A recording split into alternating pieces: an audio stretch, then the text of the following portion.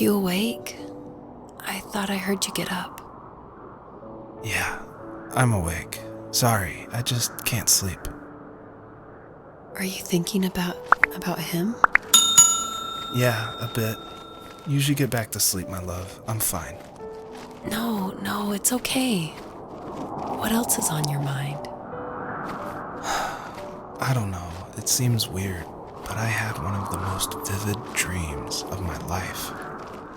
I saw a fox on a snowy mountain, just looking confused and worried. Those eyes, I can't get those eyes out of my head. She was running in the windy snow, looking for something.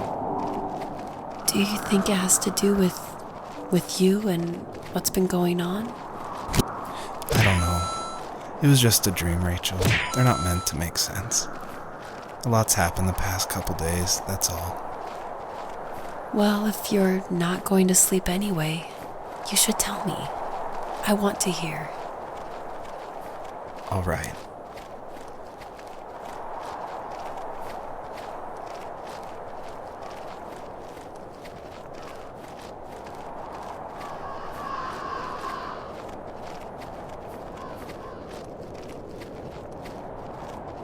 She couldn't stay, though.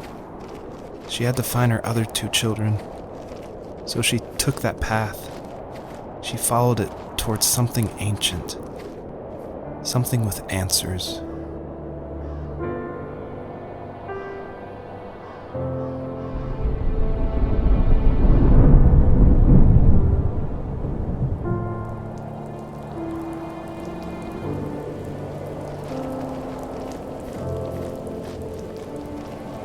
The fox looked high and low, searching for any sign of her cubs.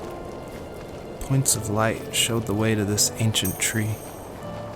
It was as if each one had a story to tell, all their own. The land was trying to tell my story, too. I felt like I was right behind her the whole time.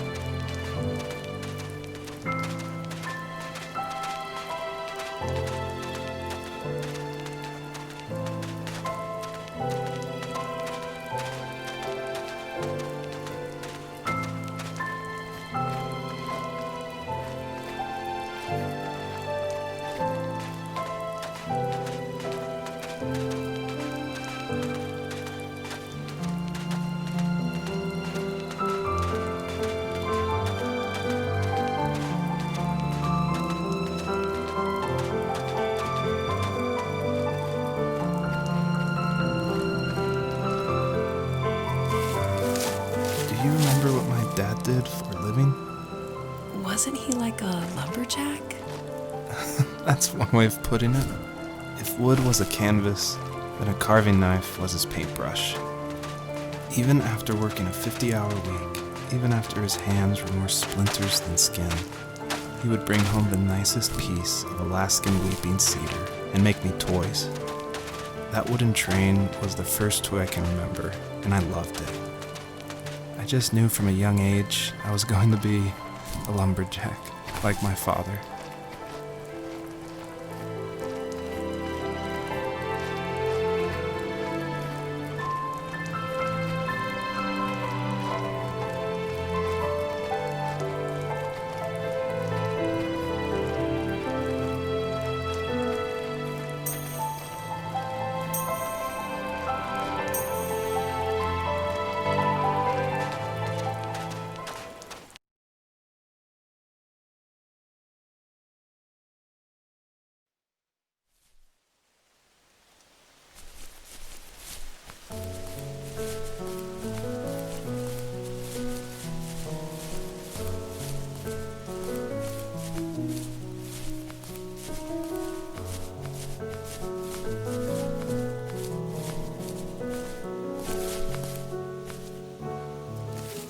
My teenage years were full of sketching, angst, and trouble. I wasn't popular or unpopular. Maybe just forgettable. I guess that gave me a sense of freedom, so I hung out with crazy kids, doing crazy things, even though I mostly just watched the chaos ensue. We did it all. Put fireworks in mailboxes, hide roadkill in people's garages, break windows of the barber shop in Anchorage. My dad was furious, but he was so busy working he couldn't do much to stop me from going out. I think being an adult means there's no one to stop you making hard decisions. He had to make a living, and he couldn't be in two places at once. Yeah, I realize that now. But at the time, I was sure he was more interested in growing his business than what was going on with me.